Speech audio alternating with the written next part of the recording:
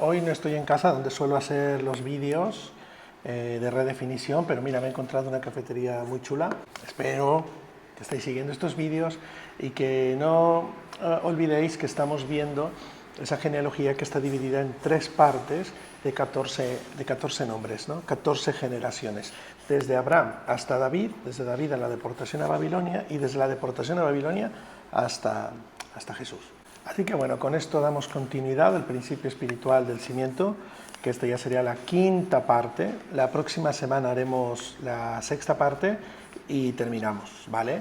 Ya luego pillamos vacaciones y hasta septiembre volvemos a comenzar con el segundo principio espiritual, que sería el nacimiento. Vale, pues venga, vamos a leer. Mirad, lo que dice el versículo 6 es que Isaí engendró al rey David y el rey David engendró a Salomón, de la que fue mujer de Urías. Bueno, cuando comienza esta historia ya nos está planteando una crisis, ¿no? Un problema bastante grave. Dice que David tuvo un hijo con la que era mujer de otro señor, que se llamó Urías. David fue escogido no porque su corazón se pareciera al corazón de Dios, eso ya lo estuvimos viendo. David fue escogido porque al corazón de Dios le plació escoger a David, aunque no fuera un hombre perfecto, aunque no fuera un hombre excelente, con todos sus errores, y mira que tuvo errores gordos, y aquí queda registrado uno. ¿No te parece que la Biblia es maravillosa en ese tema también? Es decir, no intenta esconder los errores de los personajes, de los grandes personajes, no nos intenta vender la idea de que esos personajes fueron perfectos o que no tuvieron errores. Todo lo contrario, nos muestra sus vergüenzas, nos muestra sus problemáticas, nos muestra sus crisis. Fueron de carne y hueso como tú y como yo, se cayeron, se levantaron, se arrepintieron o no se arrepintieron, vivieron las consecuencias de su error. De aquella unión que David tuvo con esta mujer, que aquí no está el nombre, pero se llamaba Betsabé, nació un hijo. Ese hijo murió como parte de la consecuencia del error, del pecado. Pero tiempo después nació Salomón, el cual vino a heredar el reino de David. Lo interesante es que Salomón no es que fuera merecedor del reino, ni siquiera era el hijo mayor, ya había otros hijos mayores de David, y provenía de una relación un poquito mal avenida, ¿no?, entre David y Betsabé. Pero allí también Dios muestra su plan, allí Dios también muestra su propósito, ¿no? El nombre de Betsabé significa hija del juramento. Y esto me recuerda mucho lo que David escribió en sus salmos. Dice, una vez, le dice a Dios, una vez juraste por tu santidad, no mentirás a tu siervo David. Dios ha jurado algo, Dios ha jurado que amaría, Dios juró que amaría a David y que siempre habría un rey en el trono de su descendencia. De tal manera que Dios mantendrá su juramento a pesar de todas las circunstancias. Dios es fiel. Me encanta lo que explica Pablo a Timoteo en 2 Timoteo 2, que dice, Dios no puede negarse a sí mismo. Dios es fiel a su juramento, ¿no?, retomando el tema. Y de esa unión complicada, nace Salomón. Nombre que significa paz. Shalom, Salomón, paz. ¿No vino a esto el Mesías? A reivindicar nuestras historias y a darnos paz con Dios, a darnos una oportunidad en medio de nuestras terribles crisis y debilidades y a darnos paz para con Dios. Salomón fue el hombre que levantó un templo para Dios. Esto es a lo que vino el Mesías, no a levantar un templo hecho de manos, sino a levantar un templo con corazones, un templo con personas, un templo contigo y conmigo, un templo donde habitar y desde donde reinar. Bueno, seguimos adelante con la lectura. Dice el versículo 7 que Salomón engendró a Roboam. Roboam es un nombre que significa Dios engrandece al pueblo. Me gusta mucho pensar lo que dicen los salmos, aquello de que Dios levanta al pobre y lo hace sentar con los príncipes de su pueblo. Un pueblo humillado, un pueblo despreciado, un pueblo enemistado con Dios.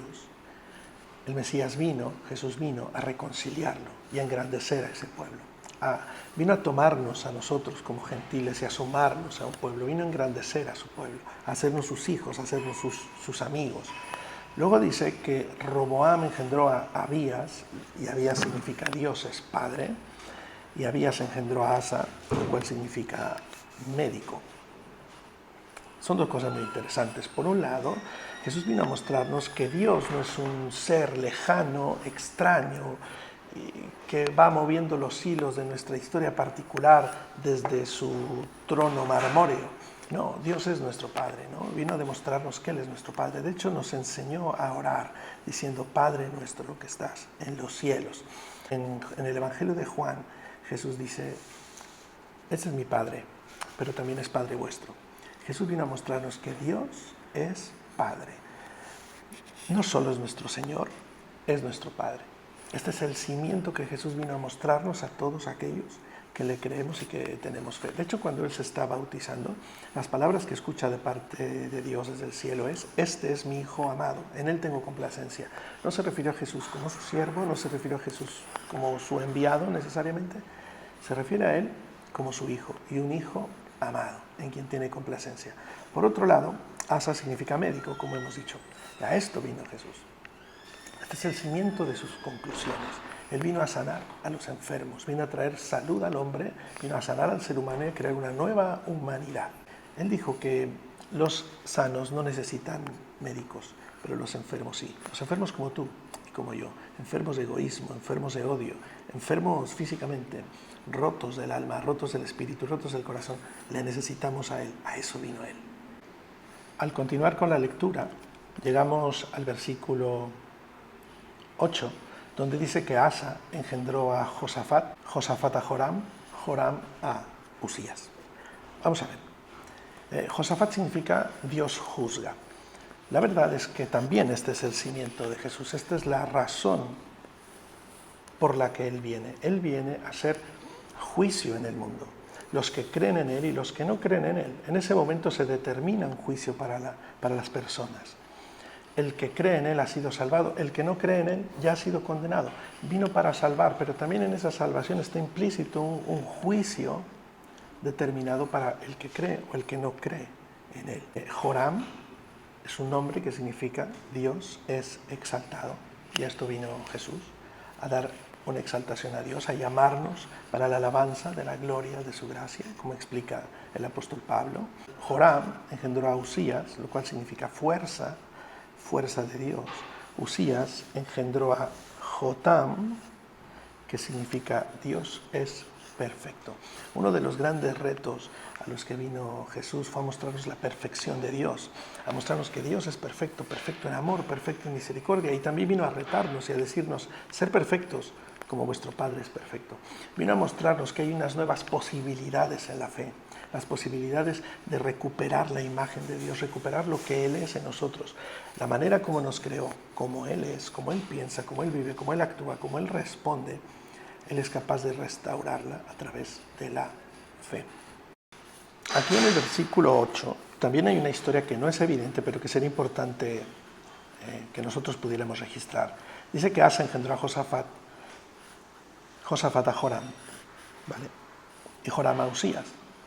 Ahora, aquí hay un problema, porque entre Joram y Usías hay unos reyes, porque toda esta gente que estamos mencionando, a partir de David, Salomón, toda esta gente son reyes de Judá.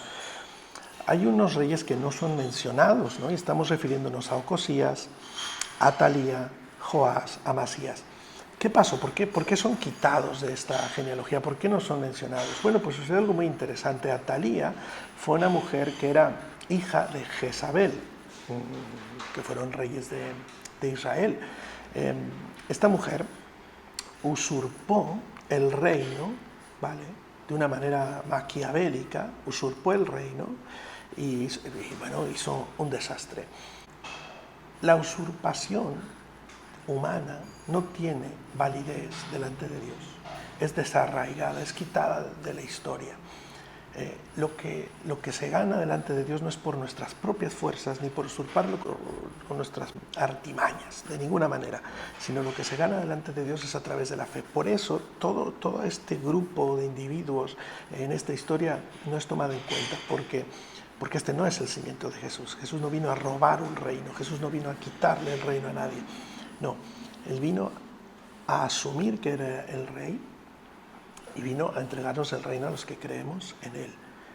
No por nuestro esfuerzo, porque si fuera por nuestro esfuerzo nos convertiríamos en religiosos usurpadores, sino a través de la fe, que es una cosa muy diferente. Por la fe heredamos la paternidad divina, por la fe heredamos el reino. Llegamos al versículo 9 y dice que Usías engendró a Jotam, Jotam a Acaz y Acaz a Ezequías. Usías significa fuerza de Dios, Jotam, Dios es perfecto, Acaz, poseedor, y Ezequías, Dios es fuerza. Jotam, Dios es perfecto. Jesús vino a revelar, como ungido de Dios, vino a revelar la capacidad que había en Él, en todos los que creen en Él, de ser hijos de Dios. Y al ser hijos, ser herederos de Dios. Y al ser herederos, ser capaces de vivir todo lo que Dios vive, ser como Dios es, recuperar la imagen perdida de Dios, la imagen que se perdió en el jardín del Edén, y volver a ser como Él es. Recuperar su imagen, su semejanza, andar en sus caminos, pensar con sus pensamientos, responder a la manera que Él respondería.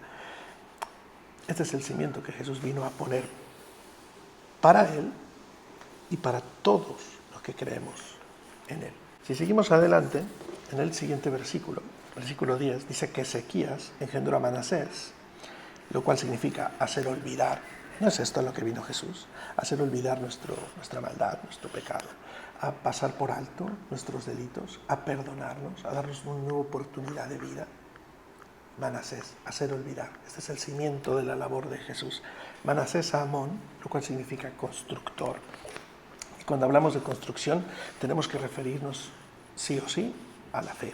Porque en Hebreos 11 dice que todos los hombres antiguos que tuvieron fe murieron esperando una ciudad cuyo arquitecto y constructor es Dios. Entonces volvemos a tomar el caso de Atalía y los usurpadores del reino. La ciudad en la que nosotros vamos a vivir es la ciudad de la fe.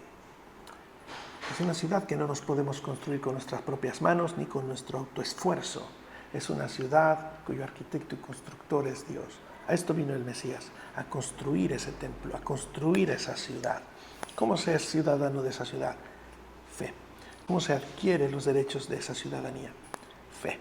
Versículo 10, ¿verdad? Manasés a Amón, que significa constructor, Amón a Josías, Dios sostiene, y Josías engendró a Jeconías, que significa Dios establece, y a sus hermanos, ¿no? En el tiempo de la deportación a Babilonia. Bueno, muy bien. No sé si estoy siendo capaz de hacer vislumbrar una línea de pensamiento en esta segunda lista de 14 personajes. Dios es fuerza. Lo que se va a lograr no es a través de mi fuerza, sino es a través de la fuerza de Dios. Lo que se va a heredar no es a través de mi esfuerzo personal o esfuerzos religiosos, sino es a través de la obra perfecta del constructor, que es Jesucristo. Por otro lado, es Dios el que sostiene, es Dios el que establece, es Dios el que hace olvidar nuestro pasado, el que nos brinda nuevas oportunidades.